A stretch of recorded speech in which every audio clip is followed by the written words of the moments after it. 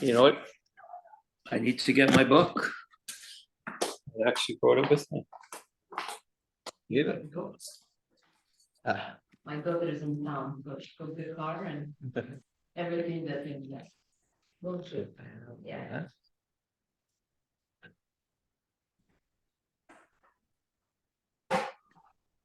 Okay, everyone, welcome to Lesson 5, The World of Kabbalah. Truly an extraordinary journey. But before we begin, I'd like to preview the next course of JLI that will be premiering in the winter, in the beginning of February. Also a 6-week course, also accredited for mental health professionals, just like this one is. So you could get 9 credits for that as well. And so everything is here. And let's watch the trailer that just came out today. This is a preview of the trailer. It probably will be changed next week. For decades, tens of thousands found Jewish answers to their hardest life questions at the Brooklyn doorstep of Rabbi Menachem Mendel Schneerson, simply known as the Rebbe. He showed how Jewish wisdom provides clarity and direction on our real-life concerns about health, work, family life, fulfillment, adversity, and anxieties. I told him, Rebbe, I'm having a crisis of faith. It was a really, really difficult time for us. The Rebbe spent long nights meeting countless people from all walks of life to talk about their most pressing personal struggles. I'm escorted into the Rebbe's study, and I'll never forget it if I live to be 100. When I looked at him, I saw tears, as if he was my brother, and I'm talking to my brother about it. The Rebbe answered hundreds of thousands of personal letters, seeking answers to private questions of everyday life. And the Rebbe said to me, he said, do me one favor, go to one more doctor. It was such a wonderful answer, and he said it with a smile. Now you can discover the Rebbe's real-life answers for yourself. Shirley Chisholm said in front of everyone there in Washington, she said, I owe this because a rabbi who was an optimist taught me optimism. Embark on a multimedia journey to uncover the goldmine of clarity and direction contained in the Rebbe's timeless advice for living a more purposeful and successful life. Join us for Advice for Life as we tell firsthand stories of the Rebbe's public and private interactions, so you too can explore the Lubavitcher Rebbe's advice for leading a more wholesome, healthy, and fulfilling life.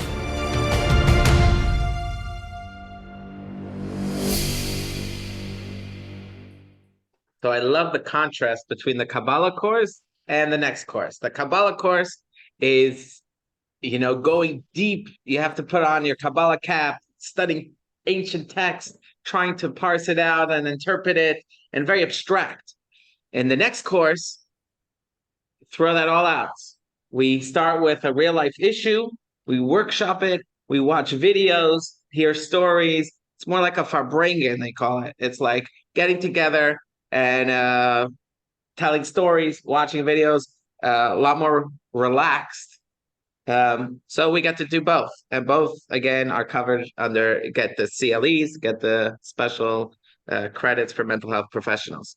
I also want to remind everyone, tomorrow night is Hanukkah. So happy Hanukkah to everyone as we light the first candle. You're all invited Sunday, we're doing we're lighting the large menorah at the Plainview Shopping Center, and we'll also be having donuts and pizza and latkes and dreidels and entertainment, a fire and light show, and that's 3:15 on Sunday at the Plainview Shopping Center.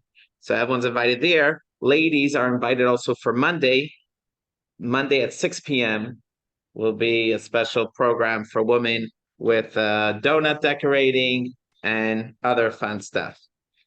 So that's on Monday. If you're interested in any of those 2 events, send me a text and I'll send you the link for more information. So let us begin. Let's start off by thinking a little bit about challenges. And this lesson is how to face those challenges. So at every stage in life, people are confronted with difficulties. whether that's as simple as entering a new grade in school and, entering kindergarten could be challenging, and finding a shidduch, having children, raising children, breakups. There's so many, getting a job. There's so much challenges in life. And that's at the core of many people's deep pains. People are going through so much, and for the person going through it, it takes up their whole life. And we're going to take a perspective today, how to face that through learning a special concept, one concept that we're going to learn in this lesson. So, and this lesson is called The Great Concealment. We'll start off with so how do we not crumble in the face of adversity? When you're faced with challenges, faced with hard time, and this is personal, we could also think about it from a national level, from a people level. When the Jewish people are faced with a crisis, how do we respond? How do we react? And so it works for both. So let's review key terms that we learned in the last 4 lessons and the chart. We're basically following the map. And we're going to start, instead of going from the bottom up, as we did in the lessons, we're going to start at the top. So the first is we have the Or and Suf. This is God's infinity, God's infinite light. Why is it called light? Because light is always attached to the source. So this is God's infinite light. This infinite light is limited into Sefirot, into 10 divine attributes. If you remember these terms, give yourself 5 points for each term. Whoever gets the most points at the end is the winner. Okay, next one is Elokut. Elokut is whenever an expression of God, but not his essential self. What we mean to say here is something that's a God acting or God expressing himself, so it's godly. So anytime we put a limit on God, we say God is great. Well, his attribute of greatness is godly. But is it God himself? No, it's an attribute of God. It's God as he's expressing himself in a specific way. So whenever we say God is expressing himself in a specific way, we call it godly. So it's like a halfway. It's God more relatable to us, but it's not God's essence. It's not the infinite light. Then we have the term Biyah. Biyah is referring to the lowest 3 worlds on the chart, which is 3 dimensions of reality, of selfhood, of existence. So we go from the top, God's infinity, all the ways to independent reality of selfhood. So creatures that live in the realms of Biyah, which is all of us, we live in this reality. We feel like we're independent, we exist on our own, and depends on which rung of Biyah we're standing on, either we feel completely self-absorbed, or we're more in tune with higher spiritual realities. But at the end of the day, the starting point is, I exist, and where does God fit into the picture? So in the highest world of Berea, that's the B in Biyah, in Berea is a heightened awareness, an almost overwhelming awareness of God's presence. And so the creatures that live in that reality are totally aligned with what God wants, because they don't have their own selfhood is not dominant. Versus someone who lives on the bottom rung in Asiya, then we're completely self-absorbed. It's almost as if God doesn't exist. And with different souls are rooted in different spend more time in different realities on the way down, so it becomes more part of their existence. And therefore some souls are more self-absorbed in a body, and some souls remain with a heightened spiritual sensitivity. And throughout our day, we could actually jump through different levels of consciousness, to a heightened level of divine awareness, to a low level of divine awareness. Usually we wake up in the morning, we probably have 0 level of divine awareness, unless we try to focus our mind. And that's the goal of prayer, is to redirect ourselves to a higher state of consciousness. Okay, who got the most points?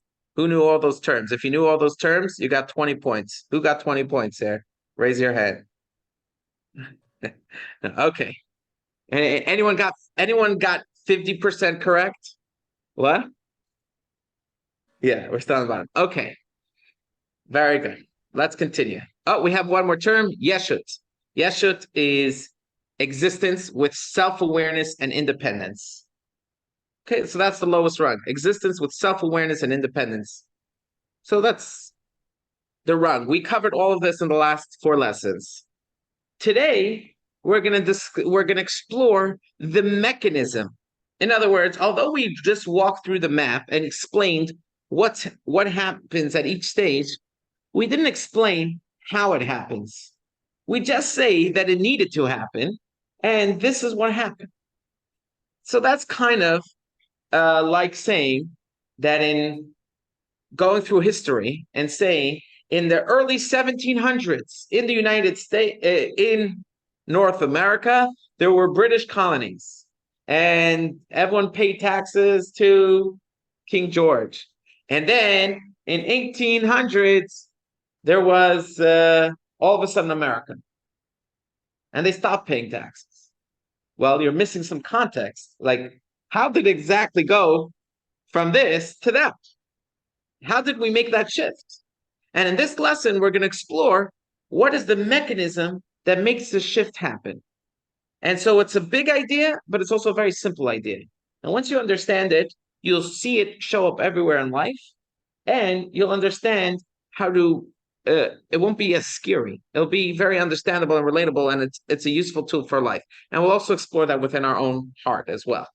Okay, so how did this transition from the infinite light to the finite? So we have a few transitions happening within our map.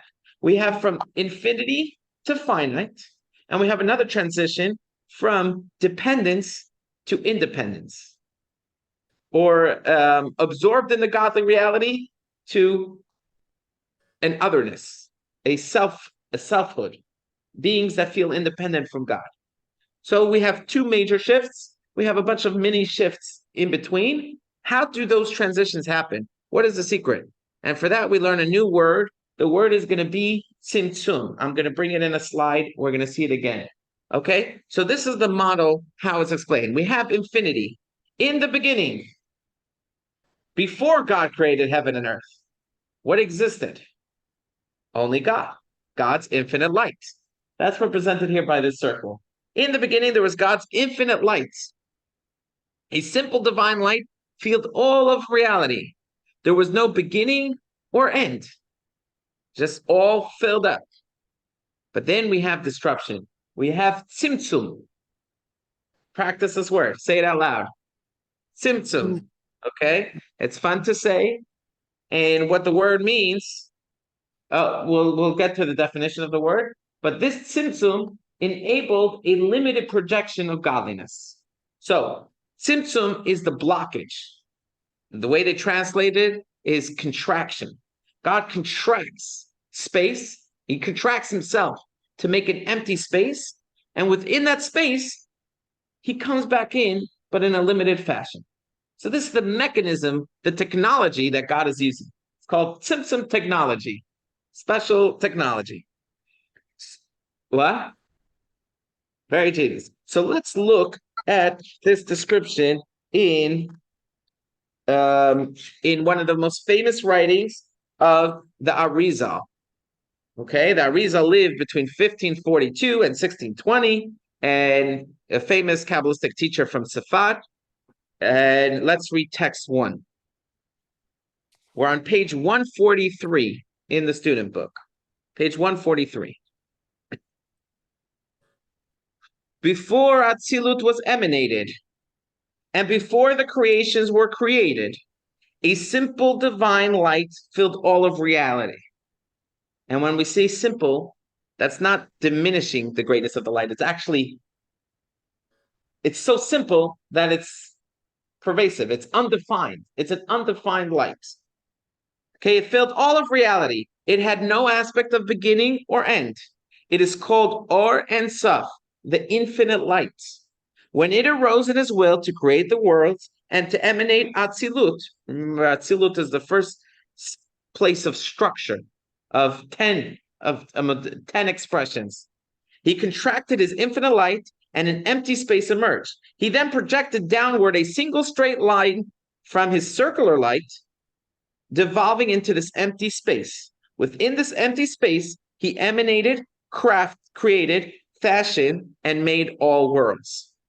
Now, I want to draw your attention to three things to notice in this text.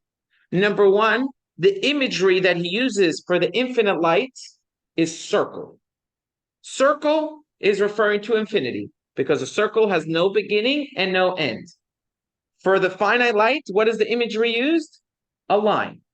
There's a start and a finish. There's a higher and a lower. In the infinity, in the circle, there's no higher or lower. You can't be, everywhere is just as, there's no up or no down. However, when we come to a line, there's higher and lower.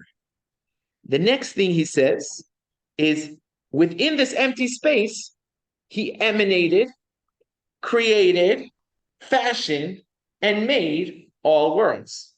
Well, if you don't realize, if you're not reading the Hebrew, it could be lost, but he's basically giving the names of the four worlds.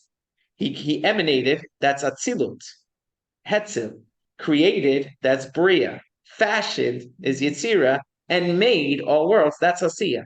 These are four progressions of going to finite and then to physical. From the infinite to finite to selfhood and physical. Okay, so that's the progression of the technology God uses. God uses a technology called tzimtzum technology. Okay? Tzimtzum. Okay, so this, now, the first time God used it, it's called tzimtzum harishon. This is the main big tzimtzum that all the Kabbalists spend a lot of time writing on the topic. When they're referring to tzimtzum, they're usually referring to the first time this technology is used, called tzimtzum harishon, the first contraction, the first act of concealment, enabling the transition from divine infinity to the divine sephirot. Okay, the definition of kav means a line, and in Kabbalah, when we use this imagery of a line, we're referring to God's manifestation of limited light from which the sephirot arise. Okay, so whenever we want to express in imagery God revealing to himself to us in a infinite way, we use circle, and a limited way, we use line. Okay, and just to throw out a tangent, female and male, female is connected to the circle and male is connected to the line. Okay? So ladies, you can feel good about yourself. Where men are limited and women are connected more to the infinity. Okay. Now, it's important to say something about this technology. You might think, okay, so God was everywhere, and then there's a place where God isn't. That's what we just described. God made space, so he isn't there. But it's important to remember when we're explaining Kabbalah, we're explaining things in abstraction, and often you could take things that shouldn't be taken literal in a literal sense, and then you're distorting the whole meaning. So as the Abelia Medilla, what's her name? Whatever, this character in this book, she was told to hang up the light bulbs, so she's hanging up the light bulbs on the dresser, on the dress line, instead of turning it into the faucet. So we shouldn't take everything literally. The same thing is when we say God is everywhere. Is that true? When we say God is everywhere, it is true. The Zohar says there is no place devoid of God. But Arizal just told us that God made an empty space. So there is a space that's devoid of God. And the truth is, it depends from which perspective. God is hiding himself because he's the creator of the technology. So when he hides himself, is he really? Can my hand block me? No. My hand can block you from seeing my face. but my hand cannot block my face. So in the same way, from God's point of view, God is everywhere. But God uses a special technology called tzimtzum to hide himself. So beyond this point, God's presence isn't felt. But is he present? He's completely present. Is his infinity present? Completely. But using tzimtzum technology, it feels as if he's not here at all. Now, which of these forces, what is more powerful? This tzimtzum technology or his infinite life? His infinite light? In a way, the tzimtzum technology has to be a more powerful force because it's holding back from our perspective the infinite light. So they're both powerful expressions. And usually when we use God's two names of Havaya and Elokim, for example, when we say the Shema, we say Hashem Elokeinu. We're saying two names. What are those two names that we're saying? Is God Hashem or is he Elokeinu? And I'm referring specifically to the four-letter word, the Yud and the He and the Vav and the He and the Elokeinu. The truth is that they're both the four-letter name of Yud, He, Vav, and He, which we usually commonly say Hashem or Adonai in the prayers. That represents God's infinite power, God's infinite light. And Elokeinu is either the tzimtzum technology, the contraction, or the limited light that comes through after that contraction. Okay? So that's in general terms. Whenever we're referring to God's infinity, or God's transcendence, we're using God's four-letter name, Yud K Vav K. The Yud, the He, the Vav, and the He. Whenever we're referring to God personalizing himself to us, we use the term Elokim or Elokeinu. What's the numerical value of Elokim? Is the numerical value of nature. Hateva. Hateva, the word Hateva, which means nature, has the same numerical value as Elokim. Because think about it this way. The fact that we are breathing is an enormous miracle. But why don't we notice? Because it happens every day. It happens regularly. So nature is miracles that happen constantly. And because they're happening constantly, they're no more miraculous. And what technology is God using to make miracles seem natural? He's using tzimtzum technology, right? His power of concealment. So his power of concealment is just as powerful as his power of expression of infinity. Okay, so to review, there was God's infinite light was the dominating awareness, God's infinite light. God held that back to make space for otherness or for limitation, and then revealed himself. Now, is that contraction real? From our perspective, it's real. From God's perspective, it's God's infinity and God's finiteness could be exactly the same place without contradicting each other. But let's understand why. Why does God need to do this? Now, of course, the simple answer is God doesn't need to do anything. God can do whatever he wants. But he wanted to do it in a way that there's a bridge back up. There's a ladder that we can come close to him. So if he just went from infinite to finite without using a technology involved that we can understand and relate to, we wouldn't be able to climb up the ladder and get close to him in his essential way. So let's learn a little bit more about the tzimtzum. So tzimtzum, divine light filled all of reality. And what do we really mean when we say that? We mean that divine light was revealed. When we say God contracted it, do we really mean God contracted it? No, all we really mean to say is God concealed it. But it's still here. It's just not accessible to us.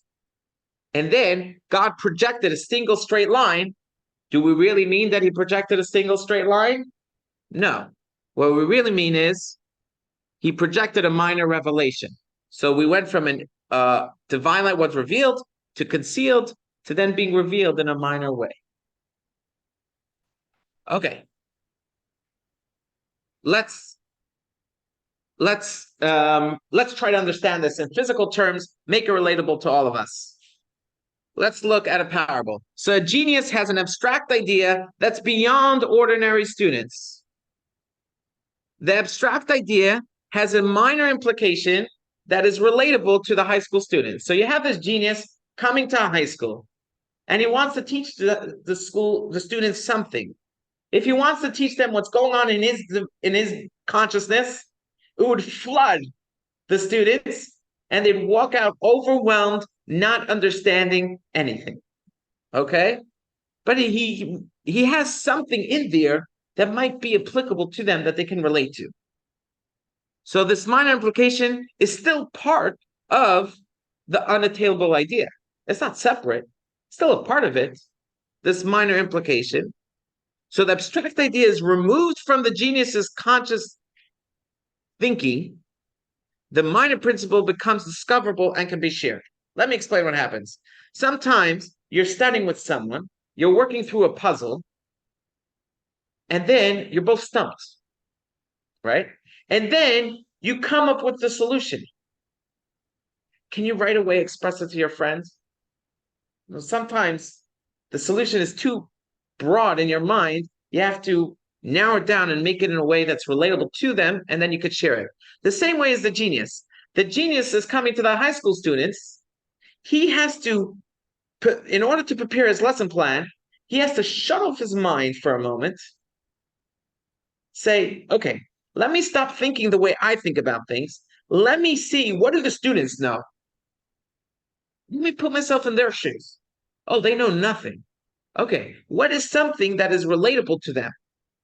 This concept is relatable to them. Okay, now let me come back and reveal this one idea. So in order to go from something to something, you have to have nothing in between. And what I mean nothing is a space, an emptiness in between. You can't go from something to something without that gap in between. So think about a seed. You want a seed to turn into a tree? You have to bury it in the ground first. You have to let it rot. The seed has to turn into something, into nothingness before becoming a tree. The same way is with this genius's idea in reverse. He has something infinite, this infinite idea. Now he has to make it accessible to students. So he has to stop thinking for a moment to put himself in the shoes of the student. So that's tzimtzum technology in practice. Any teacher who's prepared a good class knows that this is the truth. If you are teaching what's going on in your mind, what's meaningful to you, but not what's meaningful to the students, then it's a waste of time. You have to stop. And that's really what we did when we prepared this course. How many hours it takes to study Kabbalah in its truest form. It's vast. It's almost overwhelming. And then you have to say, okay, we are doing it in 6 lessons, 90 minutes each. Okay, which parts of the Kabbalah are we going to focus on? And in order to do that, you actually have to start from an empty page. And you have to say, okay, from this empty page, I'll bring in this concept, I'll bring in that concept, I'll give a parable, and that's how you make it a good lesson and relatable. So in the analog, that's how it applies as well. An infinite light filled all of reality with no room for finite expression. That's similar to the genius with his genius idea. Then, God's infinity includes the power to be finite. That's the idea that within the abstract teaching, you have a relatable teaching. But the relatable teaching is lost.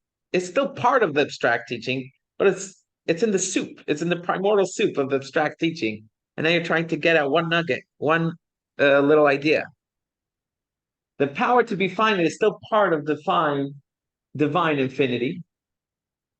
God concealed his infinite light. God projected his finite power into the space of concealment. So, what does this show us? This shows us that everything that exists after tzimtzum technology, also exists before tzimtzum technology. It exists there, but it was lost in the infinity. God uses tzimtzum technology whenever he's trying to bring focus to a specific part to make it more relatable, make room for others. So in one sense, tzimtzum is darkness, is concealment, but it's concealment for the sake of revelation. So that's the power here, that it's concealment for the sake of revelation. If you just reveal, the student feels overwhelmed. You have to hide, and that makes it more accessible.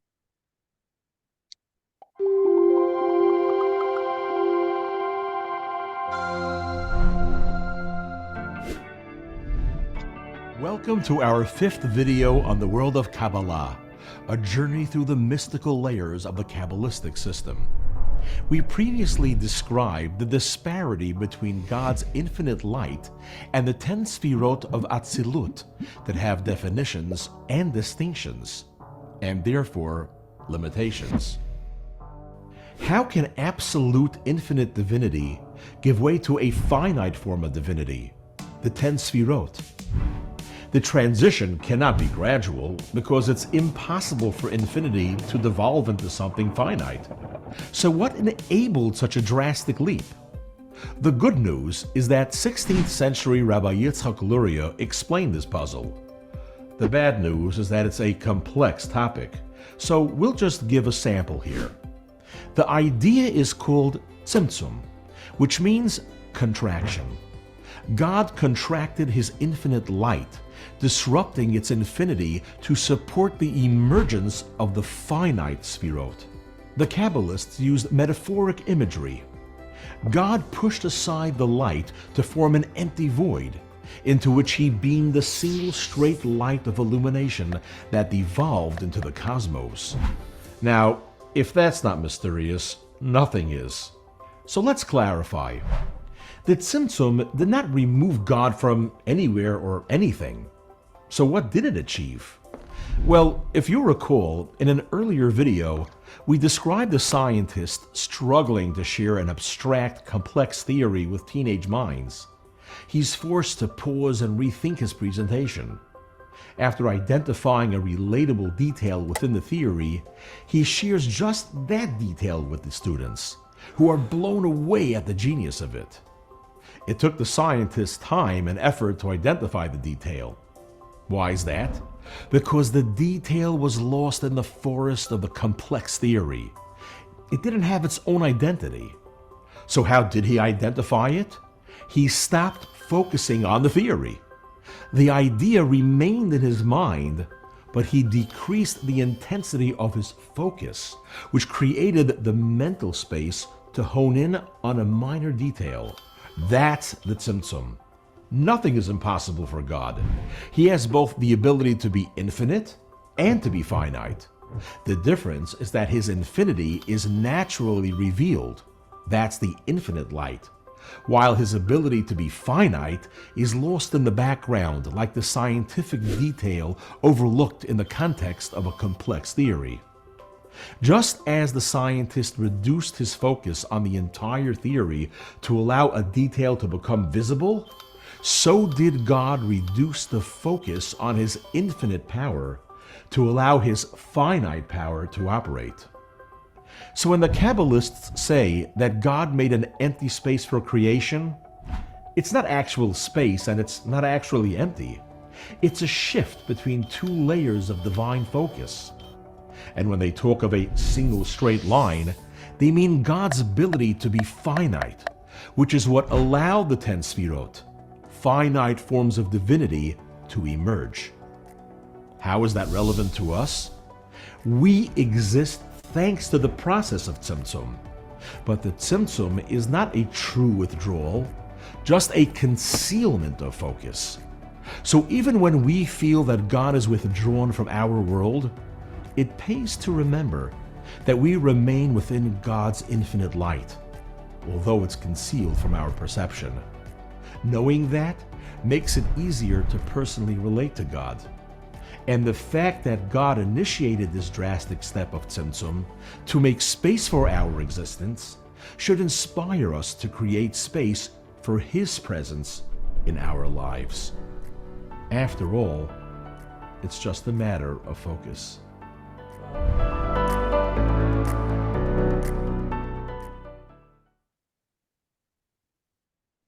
Okay, so we learned a powerful idea, tzimtzum. But the important thing to remember about this tzimtzum technology is it's not to be taken literally. There was once a sergeant looking for new detectives to join his police unit, and he brought in 3 candidates. He said, "I'm going to show you a picture for a few moments. Try to remember all the details about it, and then, that's important. I'm going to test you to see if you could call out something significant, something remarkable about this person, which is important detective work. A detective has to be able to notice, subtle details." So the first first candidate comes in. He shows him the profile picture. He shows him the picture of the suspect. He says, "Tell me something you notice about him." After hiding the picture, he says, "Well, I noticed he only has one ear." He says, "Of course he only has one ear. I showed you a profile picture. I showed you a profile picture. Yeah, he's standing that way. He only has one ear." He sends it out. The next candidate comes in. "Tell me something you notice about the suspect." He says, "Well, I noticed he only has one eye." He says, "Of course he only has one eye. He's standing profile." Okay, the third candidate comes in. Says, "Tell me something that you notice about this person. Something memorable." Says, "Well, he has contact lenses." The sergeant is amazed. Contact lenses? He goes back to the report to look. Sure enough, the guy has contact lenses. He says, "How did you figure that out?" He says, "Well, he only had one eye and one ear. How's he going to wear glasses?" Right? So sometimes you take something out of its literal conception and you mess things up. So important when we say God concealed himself, God is here. God is close to us. God is right here with us. But imagine if that was the default setting. The default setting is that we were aware of God's existence. Do we have any selfhood? No. Our selfhood would be completely destroyed. Now, can we have a relationship with God? No. Because for a relationship to work, you have to have 2 entities. But if we were aware of God's presence, whose entity would we feel? Our own entity? No. Just God's entity. The whole of reality is godliness, is God. That's it. So there's no relationship. There's only God. That's it. So then God can't have a relationship with us. In order to have a relationship with us, there has to be an us. So God hides himself, makes room for us. And now that's a very humbling thought. That's a very powerful thought that God hides himself for us, but it's all for us. So if you stop in midway, if you just look at the technology itself, you might say God is hiding. But if you look at the purpose of the technology, that actually God is revealing. The technology is hiding in order to make space for me. And now we can actually have a relationship, and I can work my way up to come close to God and to bring God into my life. Okay. Now, if you look at the map, you might notice that higher up on the map, we have, let me borrow your map for a moment.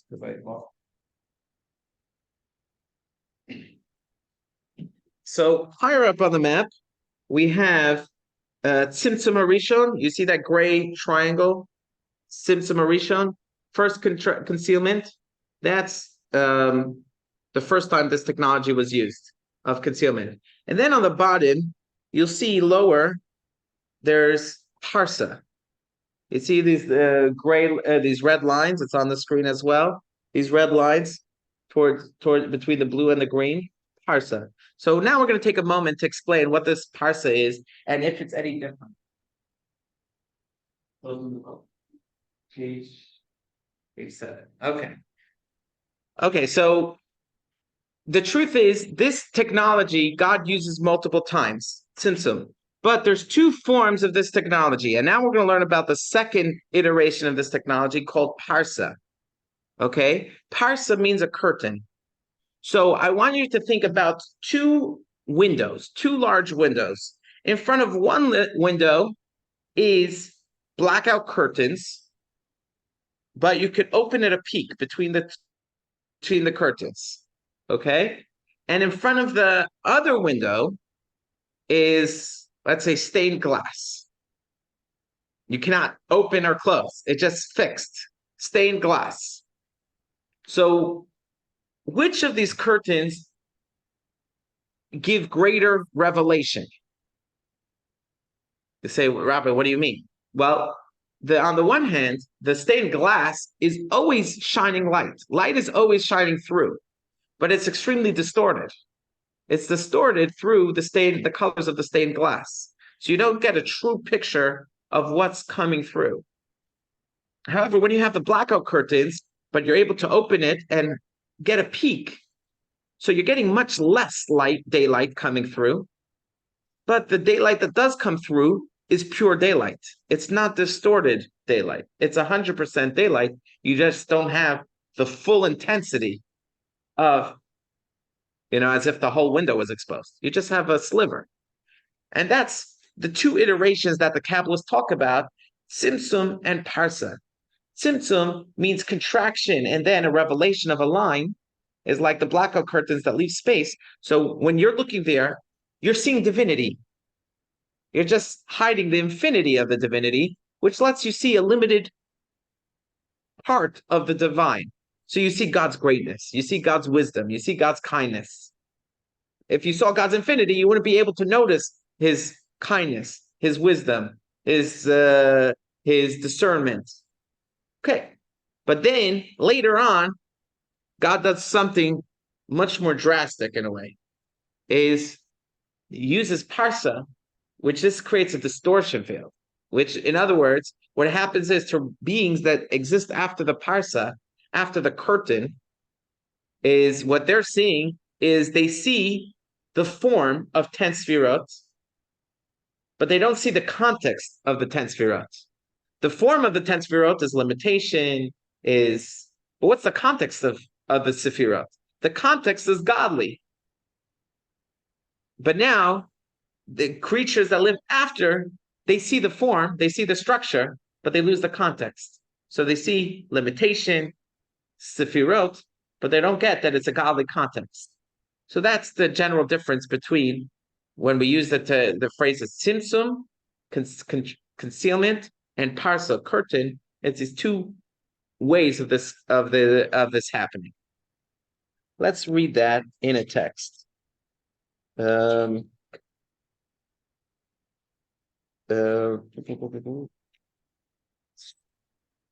go to text 5. Text 5, we're on page 153. In his Eitz Chaim, Rabbi Chaim Vital was a primary, I don't want to call it a scribe, transcriber, is that correct to say? Or dictator? He was the one who would write down the teachings of the Arizal. So Rabbi Chaim Vital discusses a dividing curtain between Atzilut and Beria. This curtain is the concealing garment that enables the creation of entities with a sense of independence. It is comparable to a physical screen that conceals light. Although some light succeeds in piercing the barrier, that light is merely a secondary product of the original light. In other words, the light that comes through stained glass window is a secondary. It's almost like a new light. Versus the light that comes through the curtain that's moved aside is identical light. It's just narrower, but it's the same identical light. Versus light that comes through a stained glass, it's almost like a new creation. And that's the same thing with reality. And these things help the Kabbalists work through what are the state of consciousness and awareness that happens through living in these different realities and trying to work our way up from these realities. Any questions? Not sure. Okay.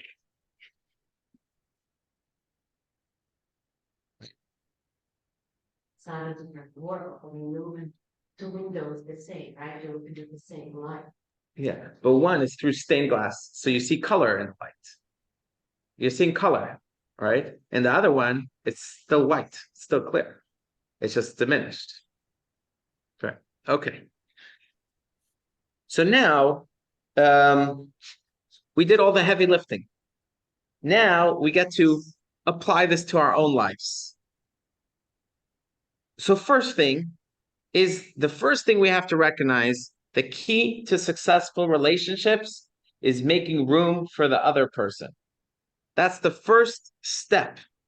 So the secret to a strong relationship is, what is the foundation? Is it love or respect?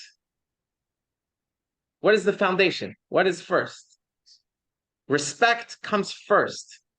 If you don't have respect, then the love won't last. You need respect first. You have to understand that there is an other here. And you have to make room for the other to be the other. That's the foundation to healthy relationships. That applies to your little children as well. You have to respect little children. That means that when they come home and they share about what their friend did to them that day, so you could either say, that's not so bad. What happens when you tell your child, it's not a big deal? It's a sign of disrespect. In other words, you're saying that their perspective is not valid. That's very disrespectful. What you could say is that, wow, that must really hurt. Okay, and then you can help him work through strategies to overcome the pain that he's feeling. So very often in our relationship with our children, because we love our children, we want to stop the pain they're going through. So what's the quick way to stop their pain? To minimize their pain. We say, no, you didn't feel what you're feeling. It's not so bad. Or it didn't have... Parents that pay attention to the way they speak, very often parents disrespect their children. They don't realize that it's crushing their children. And the parents are doing it because they love their children. They love their children so much, they don't want their children to feel pain. So they minimize their pain. They say, oh, it's not so bad. Everything will be okay. That has to be the second step. That's love. And that should be the second step. The first step, say, wow, that sounds very painful to you. The second step is, I also felt that way, but over time, I didn't see it as painful. But it always has to be the second step. The first step has to be the validation. The second step has to be to help them grow beyond it, grow past it. Same thing is in relationships, couples. Men are from Mars, women are from Venus. They see things totally different ways. And what happens when each one thinks that their way is the only right way? It's a clash. It's a mess. The first step is respect. And that's what we learn from tzimtzum. But how do we do that? How do we respect someone? The first ingredient is to make ourselves smaller. If we are the center of the whole universe, then there's no room for anyone else. There was once a great sage, a great scholar who lived 200 years ago. He studied a lot, but he came to his mentor, he came to his rabbi, and he said, no one respects me. No one respects me. I go to synagogue, and everyone belittles me. They're stepping all over me. They trample on me. So his mentor told him, his mentor said, well, if you spread yourself over the entire synagogue, wherever they go, they're stepping on you. If you make no room for others, then they have no choice but to step on you. In other words, if you make it that you have an opinion about everything, and your opinion is the only opinion that's right, so of course, what are you going to hear? Anyone who says anything different is going to sound like criticism to you. Anyone who has a different opinion is going to sound like they don't like you. But really, it's your own fault. You spread yourself over the entire synagogue, so there's no room for anyone else to step. And one of the insights here is actually the more is a special tension. The more right you are, the more you have to work to make sure you're making space for others. Because you're so convinced of your rightness, you've been searching for truth so long that when you feel you arrived at the truth, you feel that anyone who's now saying anything different is an idiot. And so now the greater degree of disrespect you have for anyone who has a different point of view. And so it becomes very dangerous for someone who's been a seeker of truth. Because someone who's not a seeker of truth, he has no opinions. So he doesn't mind that other people don't have different opinions because doesn't have strong conviction, so other people don't have strong conviction. The trick is that we should build strong convictions. That's a mitzvah, obligation. We have to be strong in our values. But at the same time, we have to practice tzimtzum. We have to practice holding ourselves back, constraining ourselves, and making space for others. And this is something we could practice sitting around the table if you're having any family Hanukkah parties, and there's someone in your family, one of your cousins, that you deeply disagree with. They hold everything that you hold sacred, they trample on. And sometimes it's very frustrating to sit next to such a person. But if we remember this idea of tzimtzum, the importance that sometimes, for the sake of the relationship, it's better that we make ourselves smaller and make room for others. Because that's exactly what God did for us. In order to make space for us, he hides himself so we can exist. So that's the first thing we have to remember.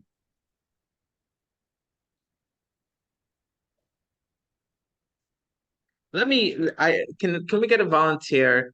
Jillian, can you read for us text 6a? This is just the actual writing. This was written. Oh, do you have the book? My book, sorry. Okay, that's okay. So we'll get another volunteer. Genya, can you read for us text 6a, page 156? This was written in the diary of Reb Yosef Yitzchak Schneerson, who passed away in 1950. So he's describing a story that happened to his great-grandfather, the Tzemach Tzedek, which is the story I told everyone. But let's read it inside. Text 6a. Those who are self-obsessed and narcissistic become engrossed in their desires and wishes and completely forget about God. Similarly, their obsession precluded loving others. Their self-love generated divisiveness because it doesn't allow them to tolerate others. They think that whatever someone else says or does is directed against them. There was an incident that well illustrated this point. A fellow who happened to be a tremendous scholar and well-versed in Torah once had a private audience, Yechidus, with my great-grandfather, Rabbi Menachem Mendel of Lubavitch. Rebbe, he complained, the others are stepping all over me in the study hall. They do not appreciate what I have to say. They do not behave properly toward me, and they do almost the exact opposite of my opinion. The Holy Rebbe replied, your ego expands throughout the entire study hall. Wherever anyone steps, it's bound to be on you. Yeah. And could you read for us 6b as well? Okay. Yeah. Instructive detail. You will notice that the above story mentions that the individual felt like people were stepping all over him in the study hall. This is a highly instructive detail because a hall designated for Torah study is considered a miniature holy temple. Divinity is more acutely present and perceptible in a place filled with Torah study, similar to the presence of divinity without the holy temple. Despite that, this individual succeeded in maintaining a bloated ego, even in his holy place. This detail of the story was included to underscore that knowledge alone, without working on self-refinement, is hopefully insufficient, so much so that one's ego will infiltrate even a miniature sanctuary. This proves this indispensability of avoda, which is, I guess, work, the internal work of character refinement. Okay. So we have the work of, so that's something we all have to be doing, work. If we're not working, it means we're not making space for others. So whenever we're in our comfort zone, usually that means that we're not making space for other people. We're in our comfort zone, so we're doing things the way it's comfortable for us. We have to be more attuned to what can make other people feel more welcome next to us. Now, here's a quick way how to think about this. You have 3 doctors to choose from. One doctor says, actually, I don't know much. The second doctor says, actually, I have everything figured out. The third doctor says, I study hard. I try to know the most I can, but sometimes I don't know. Which doctor is the best doctor to choose? All right, it's doctor number 3. If you choose the one who doesn't know, you have problems, right? What are you going to him? You might as well operate on yourself. If you're going to the expert who knows everything, then usually those experts are the most dangerous because they're so convinced that they know everything. There's no room in their life to be open to new ideas and new ways of doing anything. There was there was a doctor named Dr. Semmelweis. I don't remember exactly when he lived. I believe he lived in the 1600s, but I could be getting the years wrong. He lived in England, and he noticed a crazy thing. In many women who were giving birth in the hospitals were dying at a higher rate than people who were delivering at home. And this was happening throughout the country. So this is so strange. They're coming here, they're getting expert doctor care. So why is this happening? So he decided to investigate. And what did he notice? He said, what happens is the doctors come in the morning, they go to do autopsies on people that passed away throughout the night and to give diagnosis and to give a declaration on what caused their death. And then right after they go to deliver the babies, and there's no system of them washing their hands. Now, those days, it was pre-germs. The concept of germs wasn't known yet. So he said, he had a hunch. He said, maybe there's some connection. So he made a rule in his hospital, you have to wash yourself with a special lime solution that killed bacteria. And sure enough, the disease in his hospital, birth rates rose, the fatality rates decreased. Mothers are doing well and better outcomes than if they're staying at home. He put this in the hospital, but the doctors were so insulted. What, you're accusing us that we don't know what we're doing? We're the experts here. And so they got him fired. The director of the hospital, Dr. Semmelweis, was fired. And the sad irony was the way he died was they actually, they said he's crazy. He was so obsessive about this. He was telling everyone, and they decided, oh, he's gone mad, he's gone crazy. So they had him institutionalized, and then the doctors wanted to do some tests on him, and they infected him, and he died of infection from the famous thing. So this is just one example where the experts, because they don't practice tzimtzum, they don't practice contraction, they think they have it all figured out. And so be very careful from a rabbi who tells you he knows everything and he knows the answer to every question. Be careful of such a rabbi, but also be careful of a rabbi who doesn't know anything either. So make sure you find a rabbi who knows things, who studies a lot, but he's always a Talmid Chacham. A Talmid Chacham, what is a Talmid Chacham? A Chacham means a wise person. A Talmid means a student. And that's the kind of rabbi you want, is someone who's a student of wisdom. He's always trying to learn more. He knows he doesn't have it all figured out. And that's the same thing you want in a couple. You don't want that the wife thinks she's 100% perfect and he thinks he's 100% perfect, and now they're going to create the perfect couple. That's usually going to collapse. What you really want is two people that are a little bit imperfect, and they're aware of their imperfection, and they're growing on a journey together. That's a match made in heaven. That's perfect. Okay, let's learn. So just meditating on this concept of what God did for us, that God hides himself. He uses this powerful technology of removal in order to make space for us. That's a very uplifting feeling. That's very empowering. And that could help us feel love for God. Wow, you did all that for me. You made space for me. Sometimes we don't feel God's love in his absence. We're like, where is God? Where did God go? Where is God in my life? Actually, don't stop with that thought. Make one more step. Actually, God hid himself for me to make room for me. So just the awareness, sometimes the feeling of where is God can make us feel abandoned. Actually, if you know this Kabbalistic concept of tzimtzum, it could be endearing.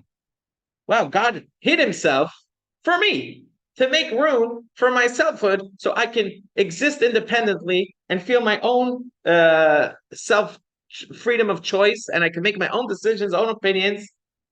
That's crazy. God did that all for me. So now in his concealment, you could actually feel some love. Not just, okay, God, I put up with your abandonment. Actually, the abandonment is, you can feel some love in that abandonment. Same thing, a father is helping his child ride a bicycle, and then the father lets go of the bicycle, and the kid is riding on his own.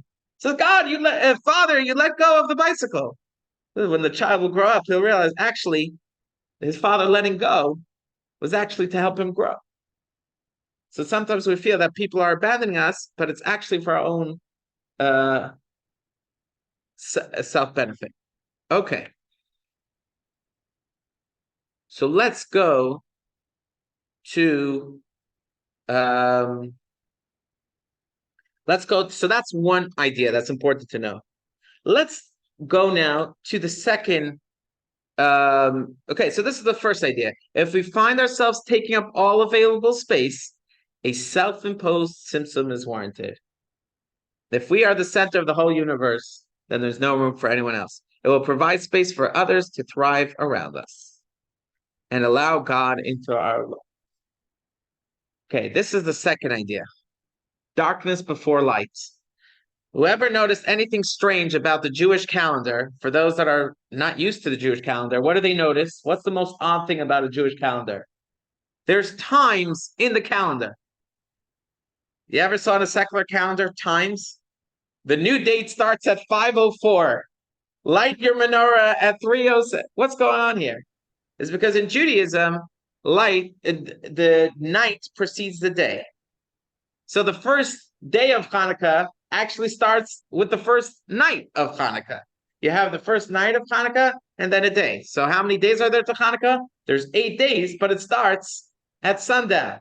So that calendar is telling you, what does that show you? That comes from the Torah. The Torah says, Vayi Erev, Vayi Boker, Yom Rishon. There was evening and there was morning, one day. Why did God do it like that? Well, that's exactly what we're describing here. God created tzimtzum, God concealed for the purpose of revelation. First, you need concealment in order for revelation. First, you need the seed in the ground to rot before you have growth.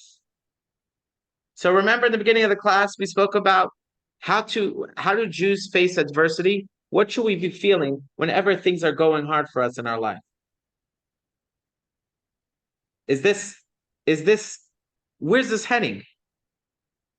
Right? From if you don't have this Kabbalistic perspective, if there's challenges, you look at the challenge and you say, I wish this wasn't in my life. But with this Kabbalistic reframing, it says, well, I don't pray for this, but now that I'm going through it, I know there's light on the other side. There's something good coming on the other side. There's some growth that's going to be happening. So I'm rotting like a seed. It means I'm going to turn into a tree, right? I'm in labor pains. Hopefully it'll lead to birth. So all these, whenever we go through great challenges, it's really to build the best within us. So when the gym coach is pushing us beyond, it means it's going to lead to greater strength. There was once a man who owned a factory in upstate New York. I don't remember. It was a Jewish fellow. He owned a factory in upstate New York. He employed hundreds of workers, but then there was a recession. He lost it all. And so this took place in, I don't know, the 40s, the 50s. I don't remember exactly when this took place, but he describes, his daughter writes this, his daughter is writing that, and she says that he lost everything. He was so poor that he had to take a mechanic job in Manhattan. Here, he lived in the Catskills, and he has a mechanic job in Manhattan that pays minimum wage. How's he going to get there? Well, he had so much debt, he had to sell his car, so he had to take the bus. He could barely afford the bus, and the trip was too long, so he found a place to live next to his job, and he would come up on the weekends, but he was too poor to even afford the bus up to the Catskills. He needed the money to give to his family, to pay their needs, to pay for clothing, so he used to hitchhike on the thruway to get there. This is pre-cell phones. So one night, he was standing and it was raining, and then it was hailing, freezing cold, and it starts pouring. And he's asking people for rides, but each car that passes by, instead of giving him the ride, he's getting showered in powerful rages of cold water. He's getting soaked and drenched. Anyways, eventually, after many hours, he finally makes it home. And he's describing it to his daughter. He says, "So what did you do, Dad? Did you cry?" He said, "No, I didn't cry." He says, "So what was your reaction when you saw car after car going by?" He says, "At first, it was uncomfortable. It was painful. But then I only had one thing I could do in this absurd situation. That is, I started to sing. And then when the next car came by, he said, I started to sing even louder. And then the next car went by, I sang even louder. The fourth car went by, I started to dance. That's it I could do. I started to dance." And that's what we have to realize. Whenever we're going through something really difficult, we have no choice but to live for the light that will come at the other side. To notice this is temporary. There'll come a light at the end. So when you have an instrument, what is the secret to an instrument? Every instrument relies on tension, on pressure. So you have a drum. What is a drum? You have a skin pulled tight, and then you have something pounding on it. And what does that produce? Rhythm. You have a guitar string. As long as it doesn't snap, it'll produce a beautiful note. So, and that's all instruments, pianos. It's just things hitting. It's all pressure creates beauty. But we have two choices when we're faced with tremendous pressure. Either we could snap, we could collapse, we could become paralyzed, or we could notice that this is tzimtzum bishvil hagila, contraction for the sake of revelation. This pressure is coming to create beauty. So we're an olive that's crushed, produces oil for a candle. If you don't crush the olive, you're not going to get the oil. So it's so important to see this in our lives. When there's evening, when there's darkness, what does that tell us? Morning is coming. And sometimes it feels like, hold on, the darkness was here it's in the beginning of the night is like 1 hour darkness, 2 hours of darkness, 3 hours of darkness. But then it's here for 11 whole hours. If it's here for 11 whole hours, certainly it'll be here forever. No, obviously not. If it's been here for so long, that makes us more optimistic that it's going to be gone at any moment. So a Kabbalist lives in exile.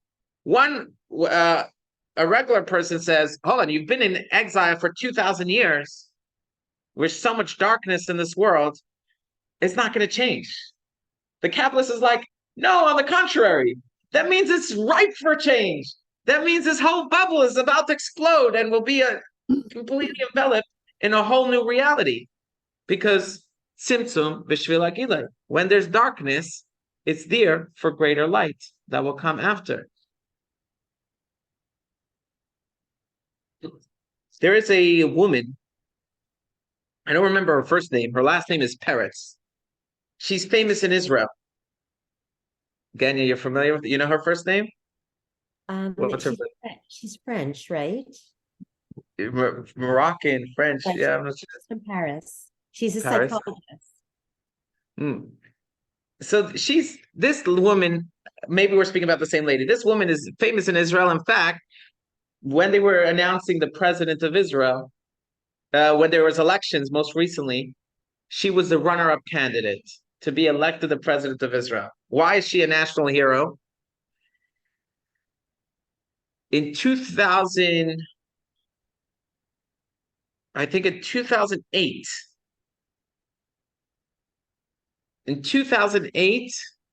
no, she in the late 70s, she was very active in a village in Sinai.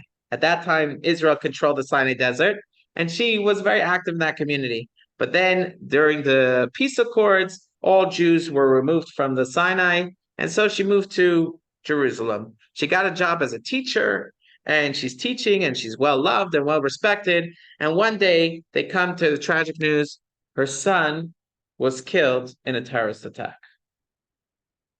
And she was devastated. 2 years later, her husband died from a broken heart. Okay? He was never the same. A few years after that, her son was called up for reserve duty. And then a few months later, officers are coming to her front door of the house. And she said, I didn't want to open the door because I felt as long as I don't open the door to hear what these officers are coming to tell me, my son is still alive. But unfortunately, it was to the day, many years later, but to the day on the anniversary of the yahrzeit of his first son, now she's losing her second son.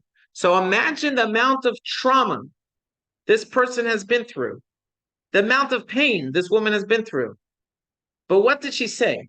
What's the normal reaction? The normal reaction is, I've lost so much. I've lost so much. And she's not wrong. She's not wrong. But what was the perspective she chose to say? She said, I know that my son, if he had an opportunity to spend one more moment with his son, he would do that. Just to see the smile of his son for one more moment. So now, when I'm going to spend moments with my grandchild, I'm going to be there in a whole different way. Because I'm not just being there for myself, I'm being there for my son as well.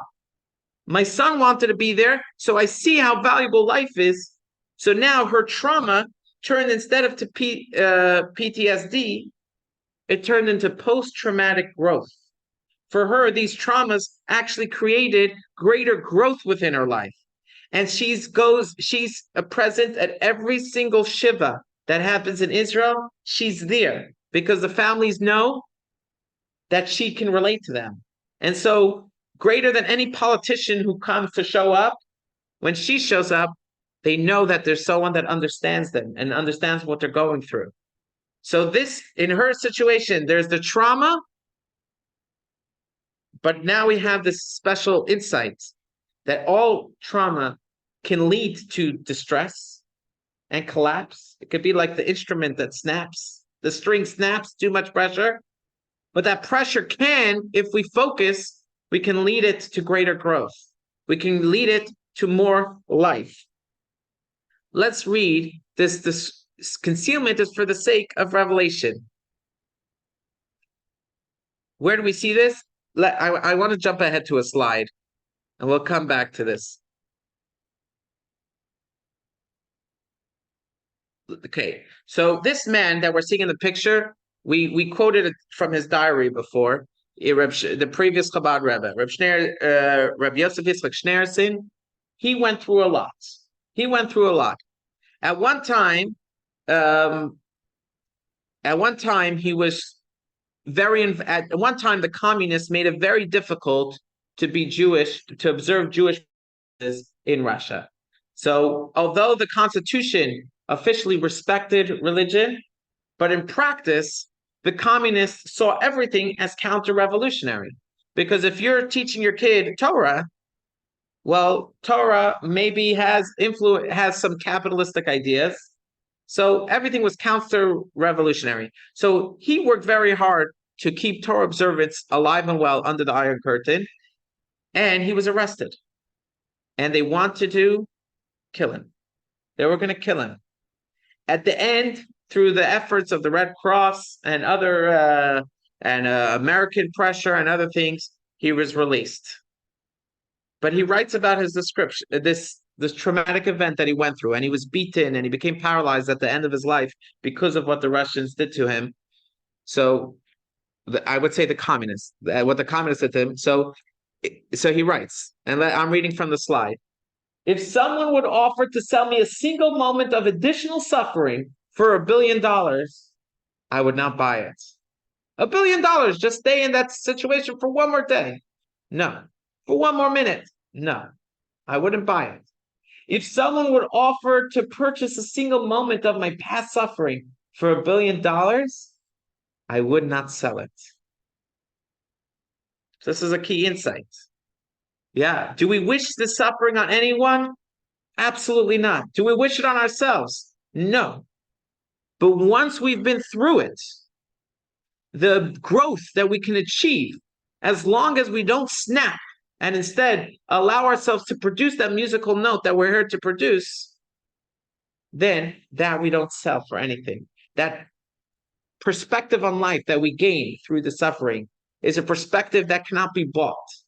You read it in a book, but until it happens to you, it's nothing. I was listening today to a rabbi in Los Angeles, and he was sharing that he was teaching a class every year about when bad things happen to good people and the Jewish perspective. And then one day, out of the blue, his wife said, "I'm not feeling well. Can you meet me in the hospital?" His wife was the director of a school. They had 10 children together. And then within 45 minutes, she passed away out of the blue. And he says, Rabbi Schusterman says, all of a sudden, all those books, and now is the work. You have to do that work. But he says, that growth that I experienced through this, I wouldn't wish it on anyone, but I wouldn't sell it. I wouldn't sell it to anyone either. There's something just very powerful. So that's a perspective that we always have to have. Whenever there's darkness, it means it's leaning to greater light. It's not, so we feel more abandoned. We can appreciate, no, God is here. God is with us, and there's light in this darkness.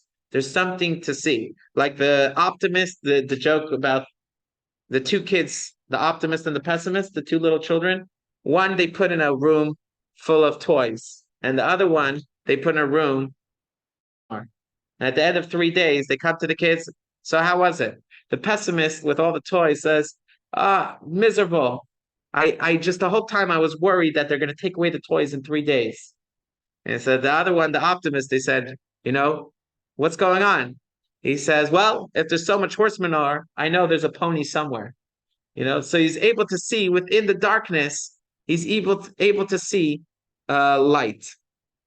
And so that's truly the message of Hanukkah. Truly the message of Hanukkah is you take the olive, you crush it, it's going to produce oil that will spread light and warmth. And we start with a little bit of light. That's it. A little bit of light can push away a lot of darkness. And each night we grow, and we say we'll produce more light and more light, which is the message of Hanukkah. Lesson 5. The Great Concealment. 1.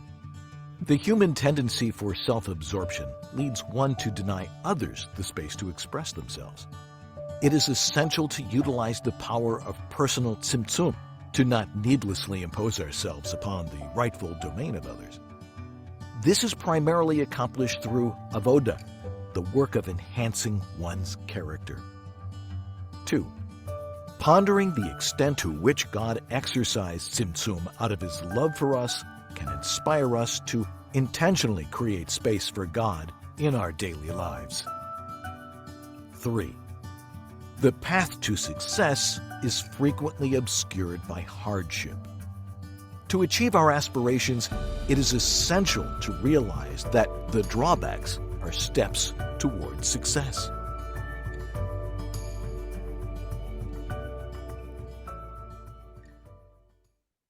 Okay. Thank you all for joining. Have a happy Hanukkah. And those that want to stay for the niggin can enjoy the special niggin. Could you just repeat the names of sorry. God? I'm sorry. What were you saying? Okay. You like the names of God, like Hashem is infinite and Elokeinu is finite? Or imminent. What imminence versus transcendent. Okay. You know, infinite versus finite. It's used in always the Yud Ke Vav Ke is higher, is more transcendent than the Elohim.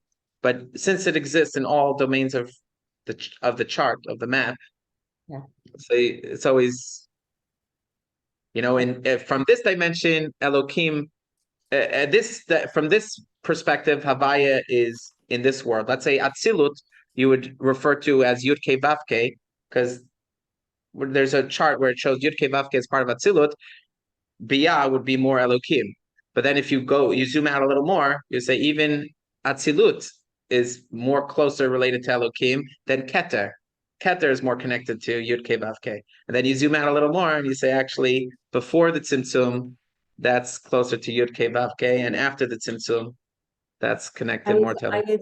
I was referring, yes, thank you, but I was referring to the Shema Yisrael, you know, Hashem, just like as an intention when you pray. That Hashem is infinite and Elokeinu is finite. So I just wanted that thought. Yeah. Okay. Yeah. Beautiful. And you'll note, just to add to that, when you pay attention to Adon Olam, if you pay attention to the words, you'll see the first half of Adon Olam is God above time, above space. He was, is, and will forever be. He serves alone. That's referring to God as he is transcendent, the Yud Ke Vav Ke. And the second half is he's my rock, he's my light, he's my protector. God personal, that's Elohim. And the reason we say Adon Olam in the morning is we're really, every time we say God's name in the prayers, we're supposed to meditate on these two concepts of God is transcendent and God is immanent. Depends when we're saying the name Elokeinu or saying Adonai.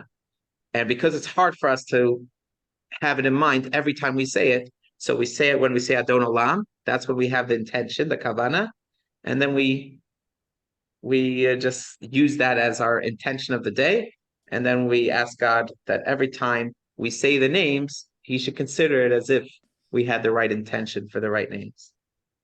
That's great. Thank you. Yeah. Thank you, Rabbi. Have a happy Hanukkah. Happy Hanukkah, everyone. Happy Hanukkah. See you Sunday.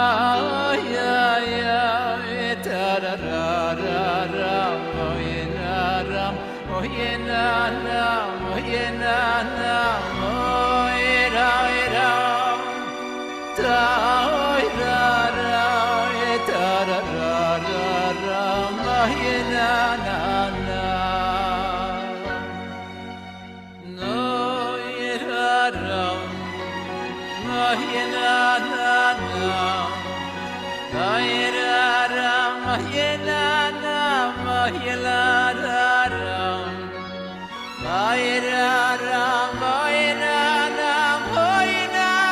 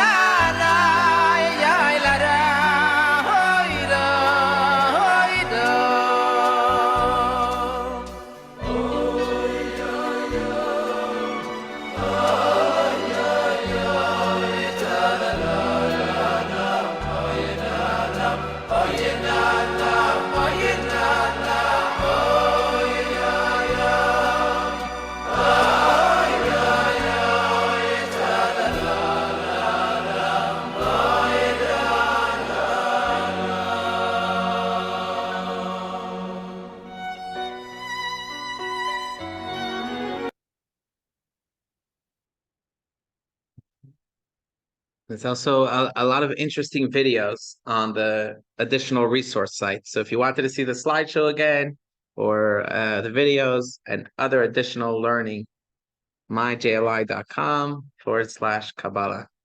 And in the book itself, in the textbook, take the time to look through it. There's these additional features that we don't cover in the lesson, but they map out very interesting things. Really worthwhile to take a look within the textbook itself. Yeah.